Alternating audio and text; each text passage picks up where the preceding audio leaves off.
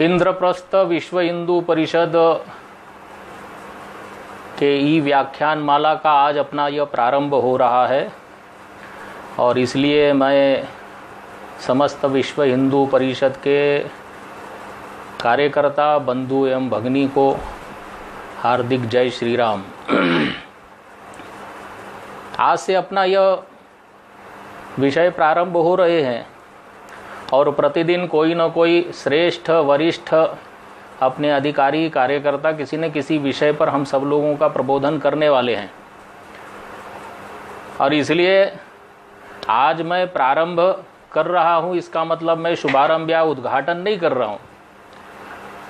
आप सब जानते हैं कि जैसे अपने कार्यक्रम में जब कार्यक्रम प्रारंभ होता है तो किसी न किसी को बताया जाता है और सामान्यतः किसी बालक को, किसी ऐसे सामान्य कार्यकर्ता को कहा जाता है कि चलो संगठन मंत्र या एकात्मता स्तोत्रम बोलो। तो एक प्रकार से अपनी इस व्याख्यान माला का आज का जो प्रारंभ है तो मैं सामान्य कार्यकर्ता इस नाते से एक संगठन मंत्र जिसको कहते हैं वही से प्रारंभ कर रहा हूँ, ऐसा मान कर। और आज के बाद जितने भी अपने श्रेष्ठ वरिष्ठ कार्यकर्ता आने वाले हैं वो वास्तव में प्रबोधन करेंगे, अपने विषय के विशेषज्ञ हैं, चिंतक हैं, विचारक हैं और इसलिए वो जो विषय रखने वाले हैं आगे चलकर उन पर हम सब लोग चिंतन मनन करें। व्यक्तिगत, पारिवारिक, सामाजिक रूप से अपना उसमें क्या उपयोग हो सकता उन विषयों के बारे में और संगठन की दृष्टि से इन विषयों के आधार पर हमारी कैसे सहभागिता हो सकती है, इस विषय में हमको आगे चलकर चिंतन करना है। और इसलिए आज का अपना जो विषय है वह वास्तव में हम सब जो हैं कार्यकर्ता हैं और कार्यकर्ता इस नाते से हम सब लोगों की भूमिका क्या है ये हम सब लोगों को विचार करना है। क्योंकि जो कार्यकर्ता होता है वास्तव में कार्य के कारण से उसकी पहचान होती है। जो कार्य करता है वास्तव में वही कार्य करता है और इसलिए कोई कार्यकर्ता सक्रिय या निष्क्रिय नहीं होता, क्योंकि जो निस्वार्थ भाव से दूसरों के लिए अपना पसीना बहाता है वास्तव में कार्यकर्ता तो वही कहलाता है। लेकिन संगठन की दृष्टि से विचार अगर हम करेंगे तो हम जिस संगठन के कार्यकर्ता हैं उस संगठन के माध्यम से अपने को सर्वस्पर्शी सार्वभौमिक यह अपना कार्य खड़ा करना है और किसके बीच में करना है तो संपूर्ण हिंदू समाज के मध्य अपने को काम खड़ा करना है। यह जो हिंदू समाज है यह निर्दोष हिंदू संगठन इस नाते से इस हिंदू समाज के बलबूते अपने को बनाना है। इस साध्य का हम सब लोगों को पावन स्मरण रहना चाहिए। इसलिए कार्यकर्ता अपने गुणों के आधार पर ही कार्य बढ़ाता है। केवल अनुकूल वातावरण में ही नहीं, प्रतिकूल वातावरण में भी अपने को कैसे काम खड़ा करना है। और इसलिए स्वाभाविक रूप से अपने व्यक्तिगत विकास की दृष्टि से हमको चिंतन और मनन करना चाहिए। इसीलिए इन सारे विषयों पर हम सब लोग विचार विमर्श करने वाले हैं। हम कई कार्यकर्ता ऐसे हैं वर्षानुवर्ष से, जब से शायद अपना संगठन विश्व हिंदू परिषद प्रारंभ हुआ होगा, बजरंग दल के साथ, दुर्गा वाहिनी, मातृशक्ति के साथ हम जुड़े हैं। अन्य हमारे जो आयाम है उनके साथ हम जुड़े होंगे और इसलिए कभी कभी हमको इस प्रकार का विचार करना ही चाहिए कि संगठन में हमारी आयु बढ़ रही है तो क्या हमारी समझदारी भी वैसी बढ़ रही है क्या? संगठन के प्रकार पर दृष्टि से हम देखें तो उसकी जानकारी, उनके विषयों के बारे में हमारा स्पष्टीकरण ये सब हो रहा है कि नहीं हो रहा? और इसलिए इस विषय में निश्चित रूप से हम सब लोगों को चिंतन करना चाहिए। ये तब होगा जब हम निस्वार्थ भाव से, बिना किसी अपेक्षा के, समर्पण चेतना से और कार्य की कुशलता को सतत अपने इस चिंतन को लेकर संपन्न करने का स्वभाव बनाने का प्रयत्न हम करेंगे। और इसलिए वास्तव में अभी तक सर्वश्रेष्ठ कार्यकर्ता इस नाते से अगर कोई जिसको हम कहते हैं, हम संगठन में उनको अपना आदर्श भी मानते हैं जिसको हम पवन पुत्र हनुमान जी कहते हैं, तो वो निस्वार्थ भाव से, कोई उनकी कामना नहीं, केवल एक ही राष्ट्र भक्ति यानी राम भक्ति, राम के प्रति हमारी जो भक्ति है बस वही हमारी राष्ट्र भक्ति है, मेरा अपना कुछ नहीं है। और इसलिए जब जब जैसी जैसी आवश्यकता पड़ी उसमें अपने को वैसी कुशलता के साथ अपने को ढालकर और उन्होंने राम का कार्य किया है। हम कहते भी हैं, हमने लगातार उनका स्मरण करते तब बोलते हैं ना, सूक्ष्म रूप धरी सियई दिखावा, विकट रूप धरी लंक जरावा, भीम रूप धरी असुर संहारे, रामचंद्र के काज संवारे। या राम का काम करने के लिए कभी सूक्ष्म बनना पड़ता है, विनम्र बनना पड़ता है, तो वो भी हम बनेंगे। हम बहुत बड़े हैं, बलशाली हैं, जितेंद्रियम बुद्धिमताम वरिष्ठम है, इसका मतलब हम किसी के सामने झुकना नहीं, लेकिन आवश्यकता है तो जरूर झुकेंगे। आवश्यकता पड़ी तो हम भीम काय अपना शरीर बनाकर असुरों को मारने की आवश्यकता है तो निश्चित रूप से उनका हम मर्दन भी करने वाले हैं। या इस प्रकार का जब जैसी आवश्यकता है वैसे अपने को बदलने की हमारी मानसिकता होनी चाहिए। कार्यकर्ता स्वाभाविक रूप से अपने जो भी श्रेष्ठ लोग हैं, जिनको हम गुरुजन कहते हैं, हमारे वरिष्ठ लोग कहते हैं, उनके प्रति हमारी श्रद्धा कैसी होनी चाहिए। हम सदैव बड़ों के प्रति विनम्र रहें और सहयोगियों के प्रति हमारी एक स्नेह की भावना रहनी चाहिए। क्योंकि कार्यकर्ता जो रहता है वह कार्यकर्ता कोई छोटा और बड़ा नहीं रहता है।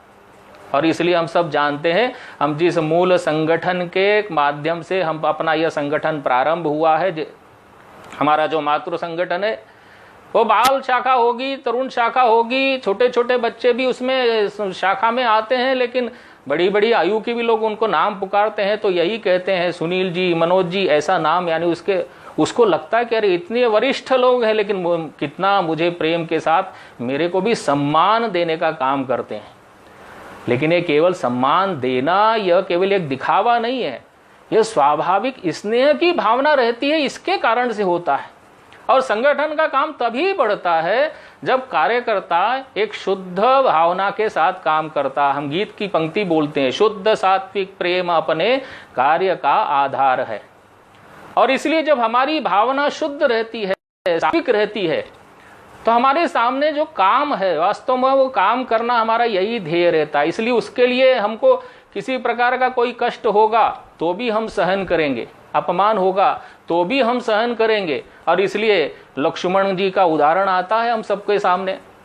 अभी रामायण चल रहा था तो हमने ठीक से देखा भी होगा, समझने का प्रयत्न भी किया होगा कि लक्ष्मण जी के सामने ऐसा एक प्रसंग आ जाता जिस समय वो पंचवटी में, जिस समय माता जानकी ने देखा है कि एक स्वर्ण भ्रमण कर रहा है, राम जी से उन्होंने जिद्द कर ली, जबकि सब जानते थे कि स्वर्ण का कोई मृग नहीं होता है। राम जी ने पर्याप्त समझाने का प्रयत्न किया, ये मायावी क्षेत्र है और इसलिए माया का जाल कोई ना कोई फैलाने का प्रयत्न कर रहा है, इससे भ्रमित मत हो। लेकिन जब माता ने एकदम उनके प्रति जिद्द कर ली तब उन्होंने कहा ठीक है मैं जाता हूं। लेकिन लक्ष्मण से क्या कहा?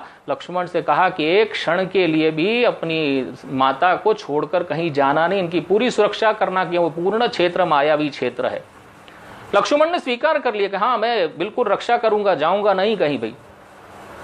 राम ने कहा उनका आदेश का पालन करने के लिए वहां रुके, लेकिन अचानक हम सब जानते हैं वो घटना की अचानक उनकी आवाज आई और उनको लगा कि राम लक्ष्मण का नाम लेकर लक्ष्मण लक्ष्मण चिल्ला रहा है, शायद कोई एकदम उनके ऊपर आघात हुआ है, तीर है, उनकी स्थिति ऐसी हो गई है कि मरणासन्न, इसलिए आवाज देते हैं। तो सीता माता का स्वाभाविक है परेशान होना, और इसलिए सीता माता ने कहा जाओ लक्ष्मण उन भैया की सहायता करो। लक्ष्मण ने कहा मुझे आदेश है कि मैं जाऊंगा नहीं।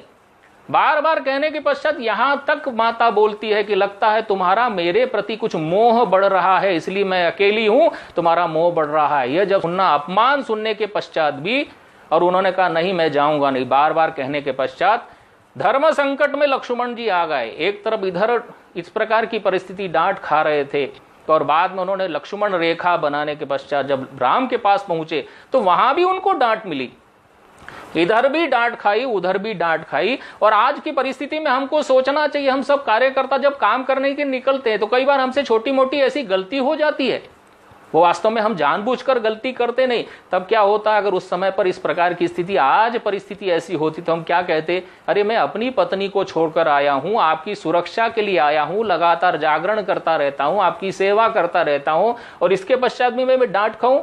लेकिन लक्ष्मण ने एक बार भी कहीं किसी भी प्रकार का अपने भाई का, अपनी मां का यानी भाभी का विरोध नहीं किया। वास्तव में इस प्रकार का कार्यकर्ता जब होता है तो संगठन बढ़ता है।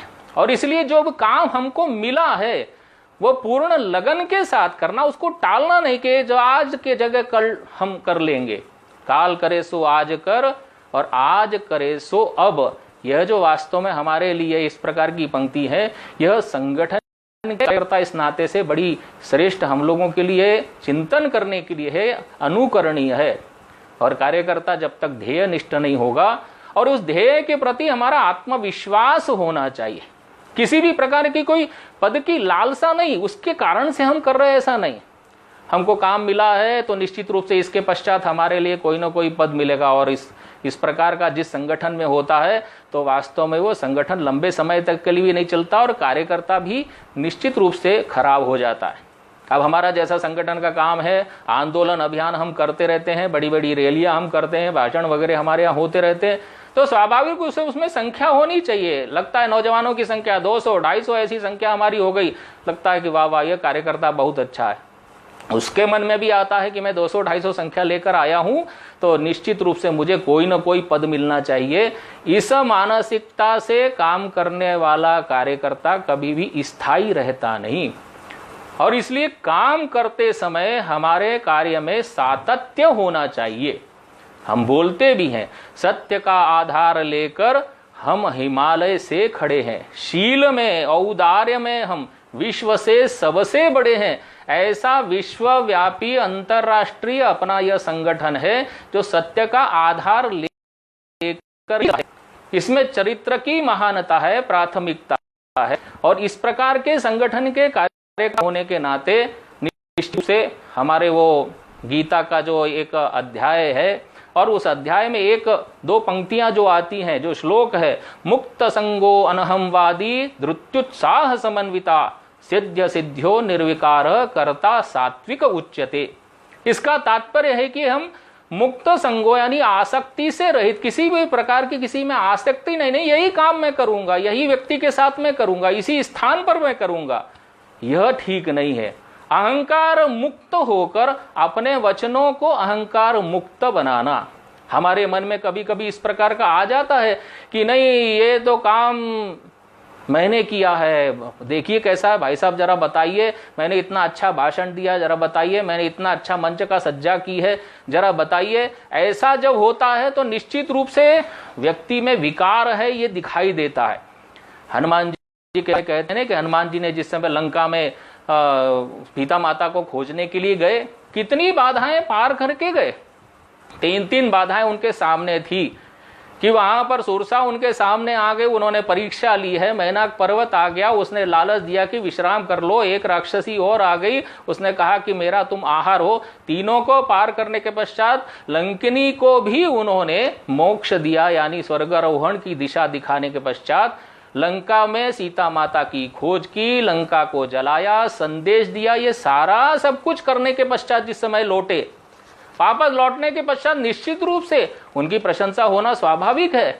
और इसलिए प्रभु श्री राम ने उनकी प्रशंसा की, कहा, पूछा। ये जब बार बार सब जय उल्लास से नारे चल रहे थे, उद्घोष लग रहा था, उसमें किसी का भी दिमाग खराब हो सकता है।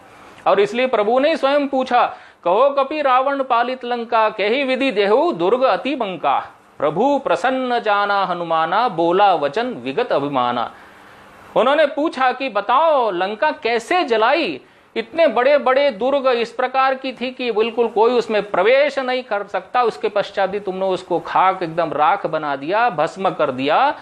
यह जब उनकी प्रशंसा की तो किसी भी दिमाग वाह वाह वाह प्रशंसा हो रही है, जरा थोड़ा सा और बढ़ा चढ़ा कर अपनी बात बोलनी चाहिए। लेकिन इसके पश्चात भी उन्होंने क्या, प्रभु प्रसन्न देख प्रभु प्रसन्न जाना हनुमाना, प्रभु को प्रसन्न देखा जैसे ही तो उन्होंने क्या कहा, बोला वचन विगत अभिमाना, अभिमान को भूल कर। और उन्होंने क्या कहा, उन्होंने केवल इतना ही कहा, विनम्र भाव से ये नहीं कहा कि सब कुछ मैंने किया है और ऐसा किया और वर्णन लंबा चौड़ा। उन्होंने कहा सो सब तव प्रताप रघुराई, ये सब आपके ही प्रताप के कारण परमात्मा हुआ है। हे प्रभु रघुराई यानी रघुवर, आपके कारण से नाथ न कछु मोरी प्रभुताई, ये मेरी कोई बढ़ाई नहीं है, मेरी कोई प्रभुता नहीं, मेरा काम नहीं, आपके बिना यह संभव ही नहीं हो सकता था। इस प्रकार के जिसको कहते अहंकार शून्य, यही हमारे कार्यकर्ता का इस प्रकार के लक्षण की अपेक्षा हम सब लोगों से की गई। और इसीलिए उसमें जो श्लोक बोला गया है, मुक्त संगो अनहमवादी धित्रुत्साह समन्विता सिद्ध सिद्ध्यो निर्विकार कर्ता सात्विक उच्यते, इसका मतलब है अहंकार मुक्त होकर वचन देने वाला और धैर्य में उत्साह में किसी भी प्रकार का धैर्य भी उसमें रखना और उत्साह में भी हम मुक्त रहते हैं, उसके कारण से एकदम उछलते नहीं कि नहीं नहीं वाह वाह क्या बात हो गई। तो धैर्य के साथ भी कोई ऐसी परिस्थिति आ जाती है, उस समय भी धैर्य धारण करना, कोई इस प्रकार का है कि लगता है कि इसमें उत्साहवर्धन होने की स्थिति है, उस समय भी अपने आप को थोड़ा शांत बनाकर चलना। और कार्य की सिद्धि होने पर भी, कार्य की सिद्धि नहीं होने पर भी, काम हुआ है या नहीं हुआ है, ऐसे समय में भी किसी भी प्रकार का हमारे मन में कोई विकार नहीं आता है। वास्तव में इस प्रकार का कर्म करने वाला कर्ता यह सात्विक कहा जाता है।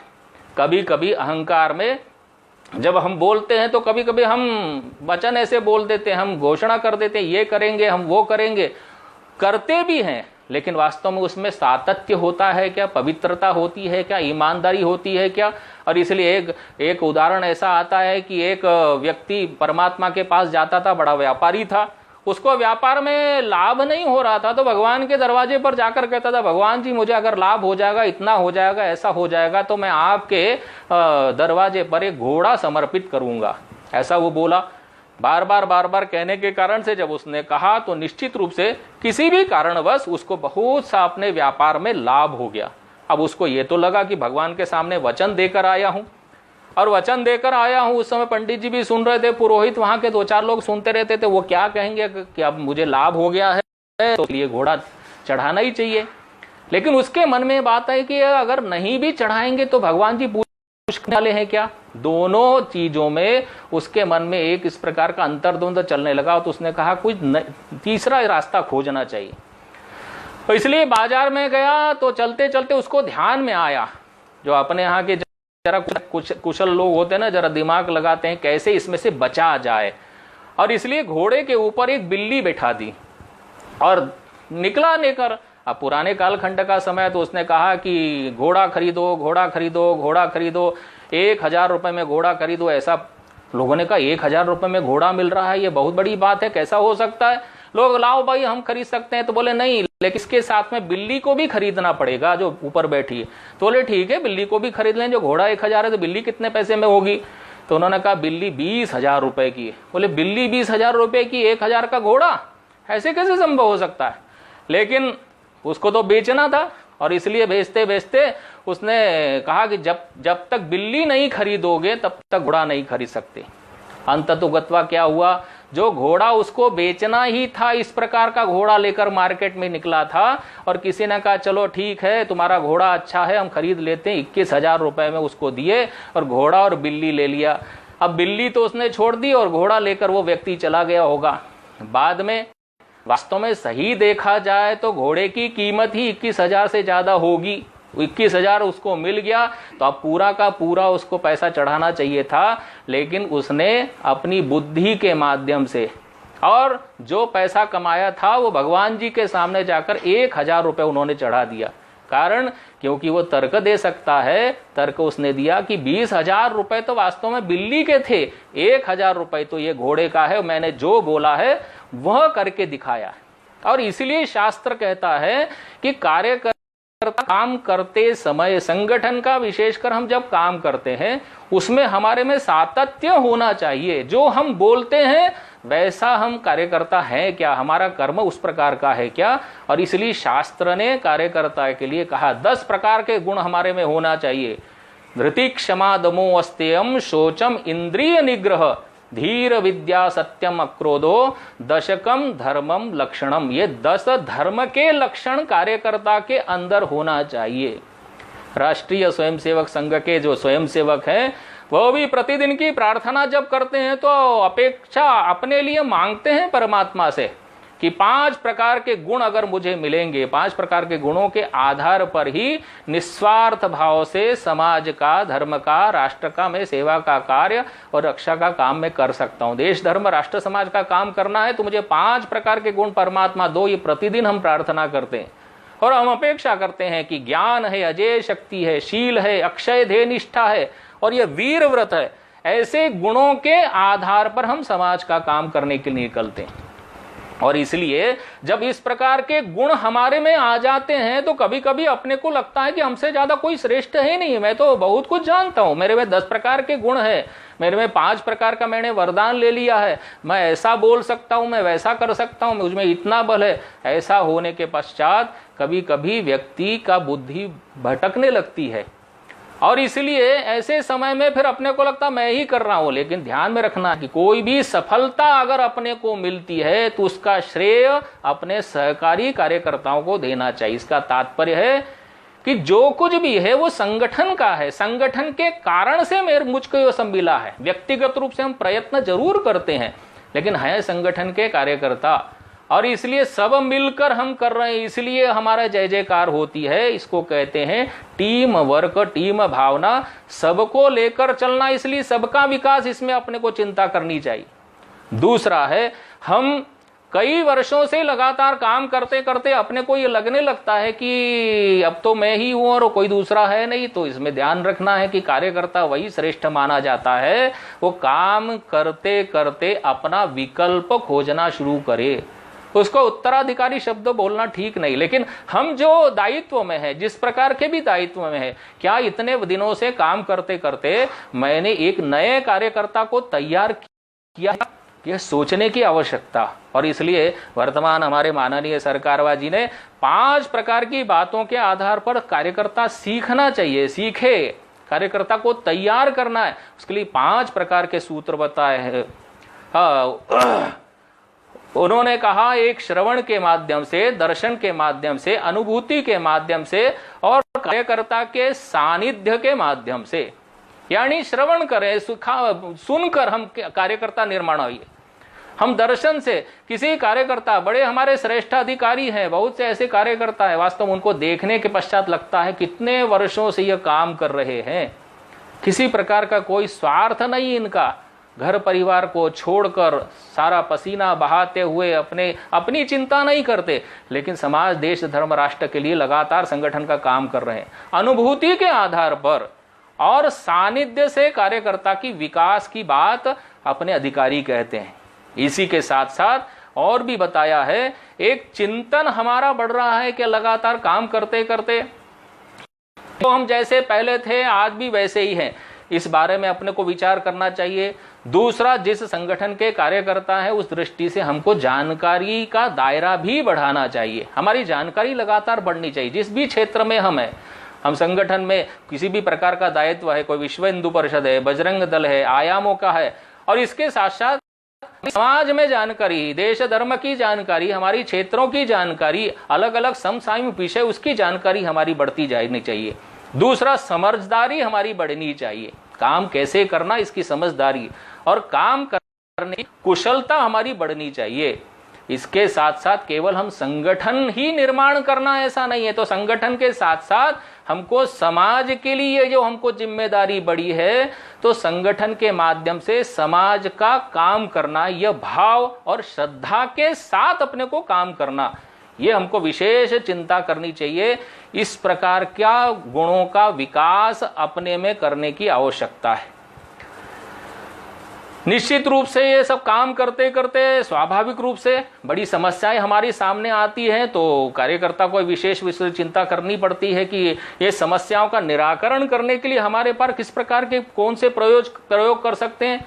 और उसके लिए स्वाभाविक रूप से हमारे पूर्वजों ने, हमारे पहले के कार्यकर्ताओं ने, हमारे जो श्रेष्ठ कार्यकर्ता है, कई प्रकार की समस्याएं उनके सामने, चुनौतियां उनके सामने आई हैं, उनके पास बैठकर वर्तमान परिस्थिति में भी हम इस संगठन का काम कैसे खड़ा करें, इसके हमको निश्चित रूप से सीख लेनी चाहिए। और जो भी काम हम लोगों को सामने दिखाई दिया रहा है संगठन का, निश्चित रूप से कोई कनिष्ठ होता है, कोई वरिष्ठ होता है, इस प्रकार की भावना हमारे यहाँ नहीं है। यह जो भी आचार संहिता बनी हुई है, आचार संहिता हमारे पूर्वजों द्वारा निर्माण की हुई है, और इसलिए प्रत्येक व्यक्ति, प्रत्येक कार्यकर्ता, समाज का कोई भी व्यक्ति हमारे लिए उपयोगी है। हम लोग श्लोक अपने सुभाषित दोहराते ही है, मंत्रम अक्षरम नास्ति नास्ति मूलम अनौषधम अयोग्य पुरुषो नास्ति योजकस्य तत्र दुर्लभा। कोई भी अक्षर ऐसा नहीं जिसका मंत्र नहीं बन सकता, कोई भी वनस्पति ऐसी नहीं जिसकी औषधि नहीं बन सकती, कोई भी मनुष्य अयोग्य नहीं होता। आवश्यकता है मैनेजमेंट की, आवश्यकता है योजनाकार की। योजना हम करने वाले हैं और इसलिए सभी की योजना हम करते चलें, ये हमको विशेष रूप से ध्यान में रखने की आवश्यकता है। हम समाज में हम रहते हैं तो परिवर्तन क्या कर रहे हैं, इस बात का भी हम कम से कम समीक्षा कर रहे हैं क्या? बदलाव सकारात्मक भी होता है, बदलाव नकारात्मक भी होता है, लेकिन हमको तो सकारात्मक बदलाव की अपेक्षा है और हम वास्तव में समाज व्यापी संगठन खड़ा करना चाहते हैं। इसलिए सकारात्मक दृष्टि से ही हमको विचार करते चलना चाहिए। हमारा दायित्व अच्छे काम के लिए है कि हमारा दायित्व आवश्यक काम के लिए, ये हम सोचते हैं कि कभी कभी लगता है नहीं ये अच्छा काम है, जरा इसको करना चाहिए। लेकिन हो सकता है जिसमें कोई लाइट न हो, चमक नहीं हो, चकाचौंध नहीं हो, लेकिन वो आवश्यक काम है, इसलिए मेरी महत्व नहीं बढ़ेगा, निश्चित रूप से मेरी प्रसिद्धि नहीं होगी, लेकिन वो काम आवश्यक है, इसका अध्ययन करते रहना चाहिए और इस चकाचौंध से ऊपर उठकर संगठन के लिए, समाज के, देश हित के लिए निश्चित रूप से हित ध्यान में रखकर अपने को काम करना चाहिए। महाभारत में एक छोटा सा प्रसंग हम सब लोगों के सामने अभी 2-3 दिन में के अंदर ही शायद आया है। अभिमन्यु का हमने देखा है कि अभिमन्यु की हत्या उस चक्रव्यूह के अंदर हो गई, और जब हो गई तो अर्जुन ने एकदम घोषणा कर दी, एक प्रतिज्ञा ले ली, और प्रतिज्ञा ले ली कि बस अगर मैंने उसका जयद्रथ का वध नहीं कर दिया तो मैं सायंकाल सूर्यास्त के पश्चात अपने को आत्मदाह कर लूंगा।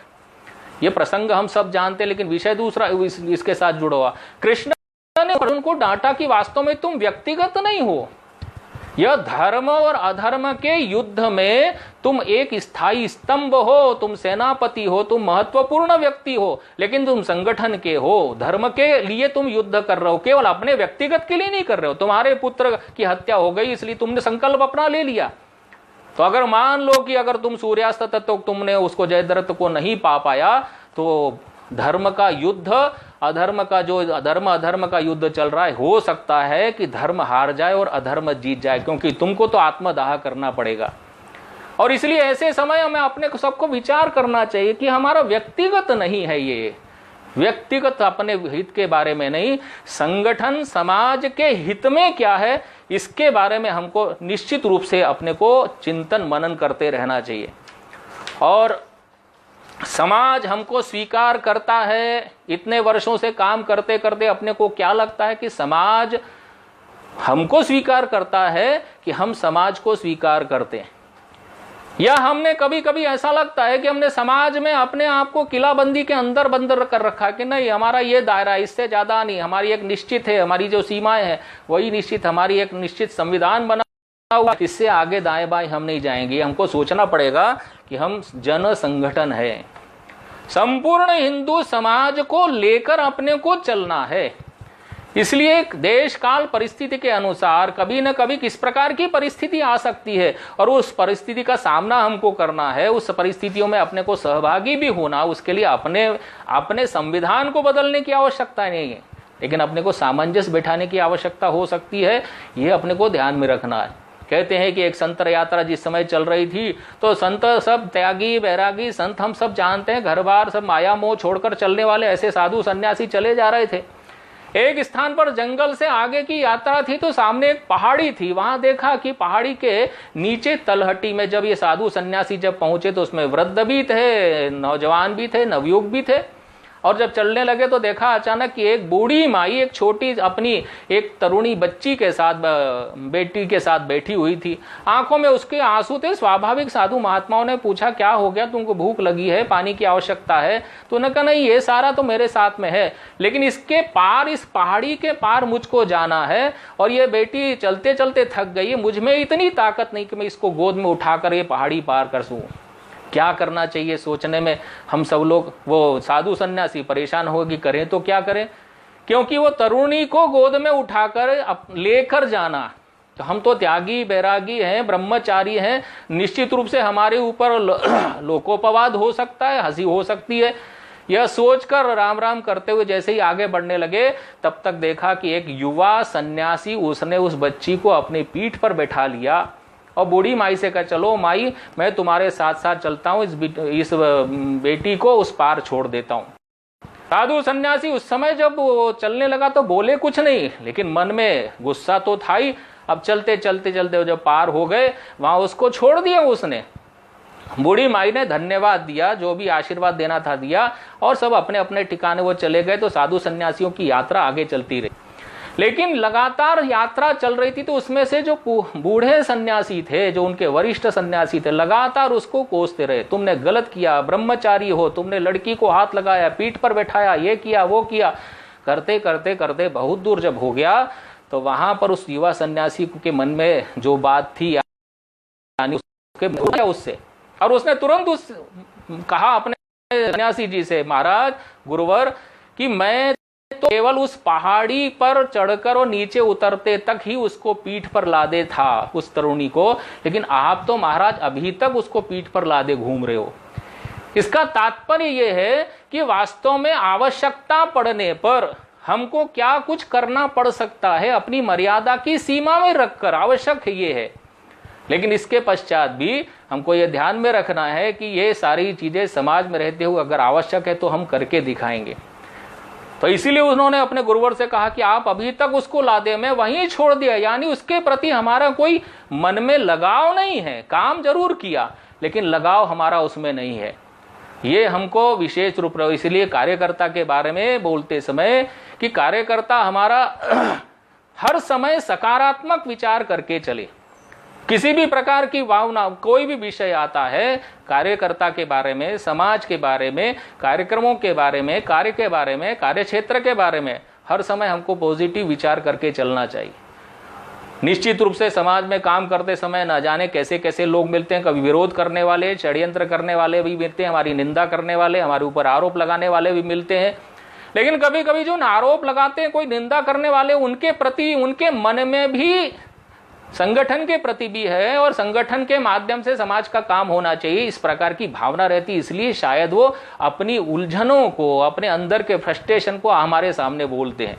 और इसलिए हमको परखना चाहिए कि क्या ये हमारे संगठन के लिए उपयोगी हो सकते हैं क्या।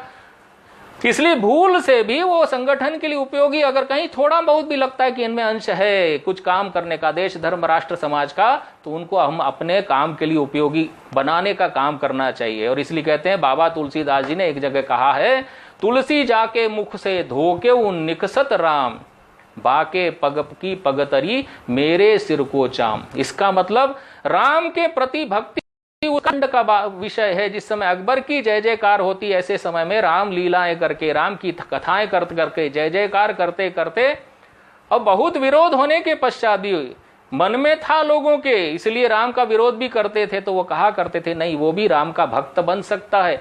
और इसलिए पॉजिटिव, सकारात्मक कितना कि धोखे से भी राम का नाम अगर उसके मुंह से निकल सकता है, तो वो कल राम का भक्त भी बन सकता है। इस प्रकार की भावना को पुष्ट करने के लिए तुलसीदास जी ने हम सब लोगों के सामने कहा। दूसरा, ये सब करते करते हमको ये कभी भावना नहीं आनी चाहिए कि ये सब काम मैं ही कर रहा हूं। परम पूज्य श्री गुरु जी से किसी समय धर्मयुग में इंटरव्यू में पूछा गया था, एक प्रश्न जब पूछा गया तो उन्होंने केवल इतना ही कहा, संग क्या सिखाता है, ऐसा प्रश्न पूछा गया तो उन्होंने इतना ही कहा, मैं नहीं तू ही। बस इस एक छोटे से वाक्य से ही हम संघ में कार्यकर्ता किस प्रकार का निर्माण करते हैं। मैं नहीं तू ही, केवल तुम ही, तुम्हारे लिए, मेरा कुछ नहीं है। त्वदीय वस्तु गोविंदम तुभ्यमेव समर्पयेत। इस प्रकार की भावना निर्माण होती है संगठन के माध्यम से। ऐसा अपना कार्यकर्ता होना चाहिए। और इसीलिए अपने शास्त्र ने कहा है कि चमत्कारी 8 प्रकार के आकारों से युक्त अपना कार्यकर्ता होना चाहिए। 8 प्रकार के हैं। अकाम है, अक्रोध है, अलोभ है, अमोह है, अदम्भ है, अहिंसा है, अचौर्य है और अभय है। ये सारे गुणों से ओतप्रोत होकर सजगता से चलें, कार्य को बोझ न मानकर आनंद के माध्यम से अपना ये बोध रहे कि ये जो काम है ये बोझ नहीं है, ये हमारे एक सीखने के लिए, हमको करने के लिए एक जिम्मेदारी है, मेरे ऊपर दायित्व है, ये उत्तरदायित्व है। और इसलिए ये सब मानकर चलेंगे तो मन में आया हुआ कोई भी विकार है, वो अहंकार रूपी रावण जो है, निश्चित रूप से वह समाप्त हो जाएगा। इस प्रकार के कर्म योगी अपने को बनना है।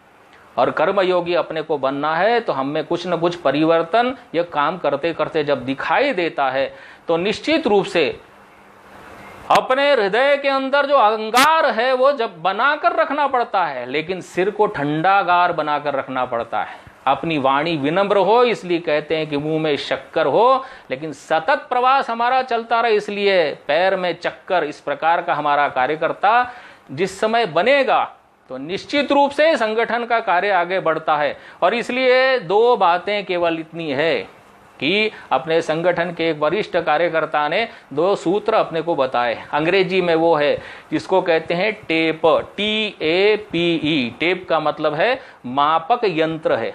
वो जमीन का भी नाप करता है और हमको हमारा भी अपना नाप करता है कि हम किस प्रकार के। इसलिए सकारात्मक को पकड़ना, लेकर चलना, पालन करना और नकारात्मक को छोड़ना। तो जो नकारात्मक है उसमें टेप में क्या है, टी का मतलब है टेंशन, तनाव को छोड़ना, एलर्जी, घृणा भाव को छोड़ना, प्रेजुडिस, पूर्वाग्रह उसको छोड़ना, ई फॉर ईगो, अहंकार को छोड़ना। जब ऐसा हम करेंगे, यह नकारात्मक हमारा जब छूट जाएगा तो स्वाभाविक रूप से सकारात्मक दृष्टि से हम जब पालन करना शुरू करेंगे। उसमें भी उन्होंने कहा टेप का मतलब टी माने टाइम प्लानिंग, हमारी काम के करने की, हमारी समय की प्लानिंग कैसी होनी चाहिए, एक्टिविटीज हमारी कैसी, निरंतर हमारी काम करने की क्रियाशीलता हमारी बढ़ती रहनी चाहिए।